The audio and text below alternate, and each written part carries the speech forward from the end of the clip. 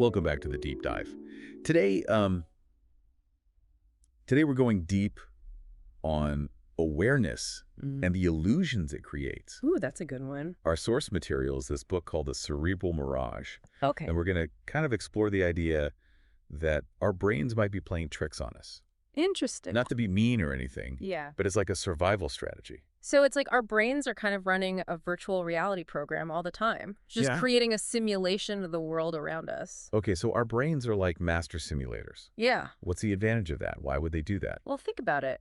Our ancestors, they didn't need a perfectly accurate picture of reality to survive, right? Right. They needed to make quick decisions based on limited information. Like, Is that rustling in the bushes a predator or just the wind? oh yeah. Is that fruit ripe or is it poisonous? Yeah. So in those situations, a brain that jumps to conclusions Mhm. and fills in the gaps can be a lifesaver. That makes sense.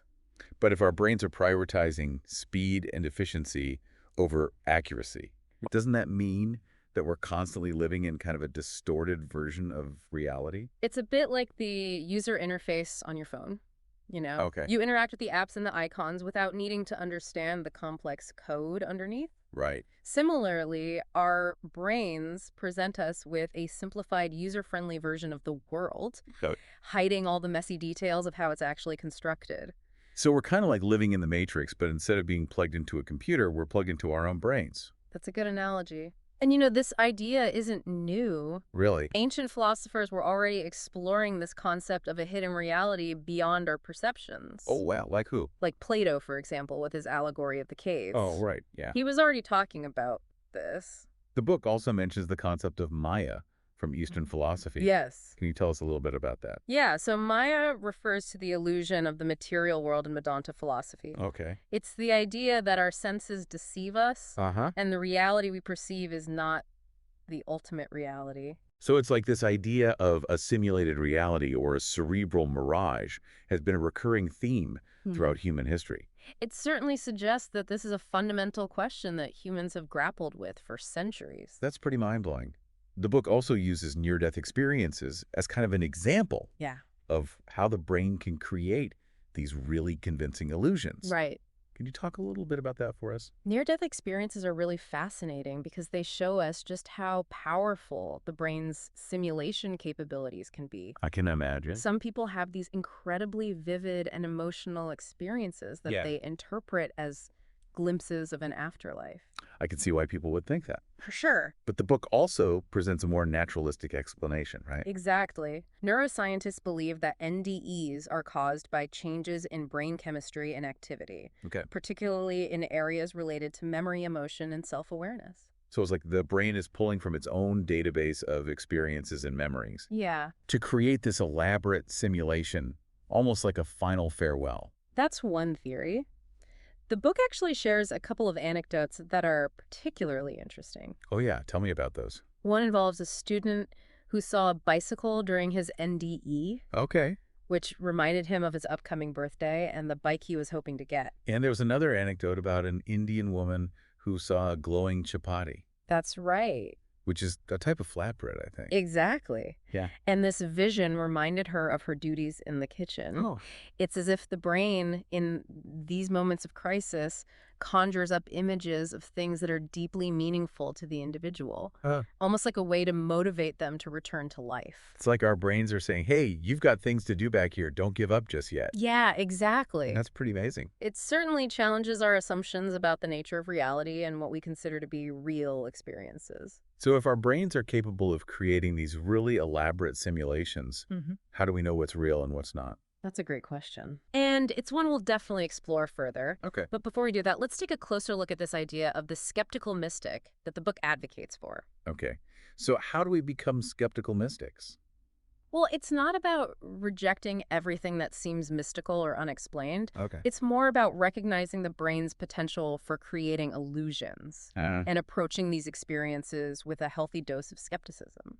So it's like acknowledging that our brains are amazing, Yeah. but not always reliable narrators. Exactly. We need to be aware of the potential for bias, Right. for seeing what we want to see, Yeah. or what our brains think we need to see for survival. I guess that makes sense, especially when you consider all the cognitive biases and illusions that psychologists have discovered. Right. Our brains are constantly taking shortcuts and making assumptions to try to simplify the world. And these shortcuts can be helpful in many situations, Yeah. but they can also lead us astray. Okay, so if we're constantly living in this cerebral mirage, Yeah. what are the implications for us? Like, how does this affect our understanding of the world and ourselves? That's a really important question and one that we'll delve into as we continue our deep dive. Okay. But first, let's take a closer look at the limits of knowledge. Hmm. The book draws some interesting parallels between the cerebral mirage and some fundamental limits in other fields like mathematics and physics. Okay, let's unpack that a bit. Sure. What are some of these limits, and how do they relate to the idea that our brains might not be giving us the full picture of reality? Well, one example is Gödel's incompleteness theorems in mathematics. Okay. They essentially demonstrate that there will always be true statements that cannot be proven within a given formal system. Oh, wow. So even in a system as logical and precise as mathematics, Yeah. there are inherent limits to what we can know. Precisely. And this idea extends to other areas of knowledge as well. Like what? For example, Heisenberg's uncertainty principle in physics tells us that we cannot simultaneously know both the position and momentum of a particle with perfect accuracy. So there's always going to be a degree of uncertainty in our measurements and observations. Exactly. And even in astronomy, we're limited by the speed of light. Okay. We can only observe events that have happened in the past because it takes time for their light to reach us. Oh, right. The further away an object is, the further back in time we're looking. So it's like we're constantly looking at a delayed broadcast of the universe. That's a great way to put it. Wow. And all of these examples point to a fundamental truth. Which is? There are limits to what we can know, Okay. no matter how advanced our technology or sophisticated our methods become. It's like we're surrounded by these pillows of illusion, as Emerson put it. Yeah. And this quest for knowledge is really about peeling back those layers and recognizing the limitations of our understanding. And perhaps even more importantly, Yeah. it's about embracing the mystery. Because even if we can never fully grasp the ultimate reality, Right. there's still so much to explore and discover within the realm of our perception. This is all pretty mind-bending stuff. It is. So we've got these brains that are constantly creating simulations, Yeah. and we're bumping up against the limits of knowledge. But where do we go from here? How do we navigate a world where our perceptions might not perfectly reflect reality? That's a fantastic question, Yeah. and it's one that we'll dive deeper into as we continue our exploration of the cerebral mirage. Stay tuned, folks. Yeah. We're about to get even deeper into the rabbit hole. Okay, so we're back, and we've been talking about how our brains are these amazing simulators. Yeah. But that also means we're always dealing with some degree of uncertainty about what's actually real. Exactly, and that has some really interesting implications for how we approach everything. I mean, it's not just about, like, whether that dress is blue or gold, or if those lights in the sky are really UFOs, right? Yeah. It goes deeper than that. It does. It goes much deeper. If our brains evolved to prioritize survival over a perfectly accurate representation of reality, it means they might be prone to biases and shortcuts that affect our judgment in all sorts of ways. So, like, how should we be thinking about this cerebral mirage idea as we go about our lives? Do we need to become total skeptics and, like, second-guess everything? Not necessarily. Remember that skeptical mystic idea we talked about? Right. It's more about finding a balance between open-mindedness and critical thinking. Okay. We can appreciate the beauty and complexity of our experiences while also acknowledging that our brains might be adding their own spin on things. So being aware of the potential for illusion doesn't mean we have to, like, live in a constant state of paranoia. Right. It's more about cultivating a discerning mind. Okay. A kind of playful curiosity about how our perceptions might be shaping our reality. That makes me think of that analogy of the monster in the dream. Oh, yeah. The book mentioned that, right? Yes, it did. Once you recognize the monster as a projection of your own mind, it loses its power to frighten you. Similarly, by understanding that our brains are constantly creating this simulated reality, we can start to see through the illusions and gain a deeper understanding of ourselves and the world. That's a really empowering way to think about it. It is. So instead of being afraid of the mirage, we can learn to appreciate it for what it is, this Yeah. incredible creative force that shapes our experience. Exactly. And this leads us back to the book's discussion of the limits of knowledge. Okay. It's fascinating to consider how these limits might actually enhance our experience of the world rather than diminish it. So how do limitations enhance our experience? Well, think about it this way. If we knew everything, Ah, if there were no mysteries left to solve, yeah. wouldn't life become incredibly boring? Yeah, I guess so. The unknown is what drives our curiosity, our desire to explore and discover. I see your point. Too much certainty would take all the fun out of life. Exactly. But how do these limits of knowledge relate to this cerebral mirage idea? Well, the book suggests that our brains, in a way, create their own limitations. Okay. They filter out information, simplify complex patterns, Right. and construct narratives that make sense of the world. Okay. This might be necessary for our survival, but it also means that we're always operating with an incomplete picture of reality. So it's like our brains are creating this kind of curated version of reality. Exactly. A highlight reel of like the most important information. Exactly. And this curated version of reality, while limited, is still incredibly rich and fascinating. Okay. It's full of beauty, wonder, and mystery. The book also touches on this really mind-bending idea It does. that our universe might actually be a hologram. Yes. I have to admit, I didn't quite grasp that concept. It's a tough one. Can you explain it in a way that even I can understand? Of course. The holographic principle is this fascinating idea that comes from theoretical physics. Okay. It suggests that our three-dimensional universe could actually be a projection of information encoded on a two-dimensional surface, kind of like a hologram. So what we experience as reality might just be a shadow play Yeah, on a cosmic scale. that's a good analogy. It's a complex idea with a lot of theoretical underpinnings, Right. but it's intriguing to consider how it might relate to the cerebral mirage. So how does a holographic universe connect to our brains playing tricks on us? Well, if the universe is actually a hologram, Okay. it means that our perception of depth and solidity might be an illusion. Yeah. Just like a hologram creates the illusion of three dimensions from a two-dimensional surface. So we're back to this idea of a simulated reality, Yeah. but now it's on a cosmic scale. Exactly. And it raises some really profound questions about the nature of reality and our place in it. I can imagine. If even the universe itself might be a kind of illusion, what does that say about our own experiences and perception? Whoa. That's heavy stuff. It's like all those ancient mystics were right all along. It is fascinating to consider how these ancient ideas about illusion and the nature of reality are now being explored through the lens of modern science. I guess it all comes back to this idea that there's always more to learn and discover. Right. That even our most fundamental assumptions about the world might be wrong. And that's the beauty of it all, isn't it? The universe is full of mystery and wonder, and the more we learn, Yeah. the more we realize how much we don't know.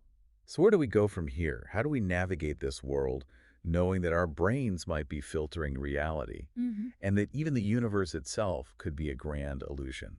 That's the million-dollar question, and it's one that we'll continue to explore as we wrap up our deep dive into the cerebral mirage. Okay. But I think the first step is simply being aware of the possibilities. All right. So we've talked about how our brains are incredible, Yeah, but also maybe a little mischievous. a little bit. And reality might be more fluid than we think. More fluid than we think, for sure. It's a humbling realization, It is. but is it also kind of liberating? It is incredibly liberating, actually. How so? Well, think about it. If we're not bound by this rigid, fixed reality, Yep. if our perceptions are constantly shaping and being shaped by our experiences, Yeah. then it opens up this whole new realm of possibilities. I see what you mean. It's like instead of being trapped in this predetermined box, Right. we actually have the power to co-create our own reality. Exactly. And that's not to say that we can just wish our problems away or anything like that, or that our thoughts alone can control the physical world. Right. But it does suggest that our mindset, our beliefs, and our interpretations, Yeah. they have a much greater impact than we might realize. So it's less about denying the illusion and more about recognizing that we're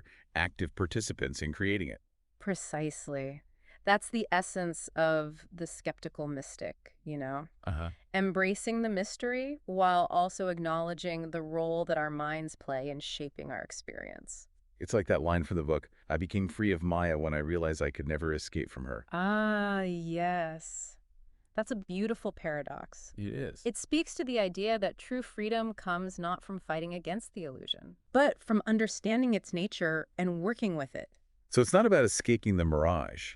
It's about learning to see through it, Yeah, recognizing the tricks our minds are playing, and maybe even playing along a little bit. exactly. And in doing so, we might find that this simulated reality that we call life Yeah. is even more wondrous and awe-inspiring than we ever imagined. That's like we're all playing this grand game of perception. We are. And the more we understand the rules, the more we can appreciate the artistry of it all. Exactly. And who knows, maybe the purpose of the game isn't to win or lose, Right. but simply to play, to experience the full spectrum of human emotion and consciousness. That's a really cool thought. I love that. That maybe it's not about finding the right answers, Yeah. but about embracing the journey with all its twists and turns. And recognizing that every experience, every perception, every thought is Yeah. contributing to the tapestry of our individual and collective reality. This whole deep dive has really shifted my perspective. That's great to hear. It's like I'm seeing the world with fresh eyes almost. Yeah. Noticing all these subtle ways my brain is constantly constructing my experience. And that's the beauty of exploring these ideas, you know? Yeah. It's not about finding definitive answers. No. It's about expanding our awareness and deepening our understanding. It's definitely made me more curious about the nature of consciousness and the power of the mind. That's wonderful. And hopefully it's also instilled a sense of wonder and appreciation Yeah. for this incredible complexity of this simulated reality that we call life. Well said. So to all our fellow deep divers out there, Yes. we encourage you to keep exploring these really fascinating ideas, Absolutely. question your perceptions, challenge your assumptions, Yes. and embrace the mystery of the cerebral mirage. And remember, even if our brains are tricking us, it's probably for a good reason. Right. Well, after all, we're still here, aren't we? Yeah, we are. Still marveling at the beauty of a sunset, still connecting with each other, Yeah. still seeking meaning in this wondrous and potentially illusory world. Until next time, keep diving deep.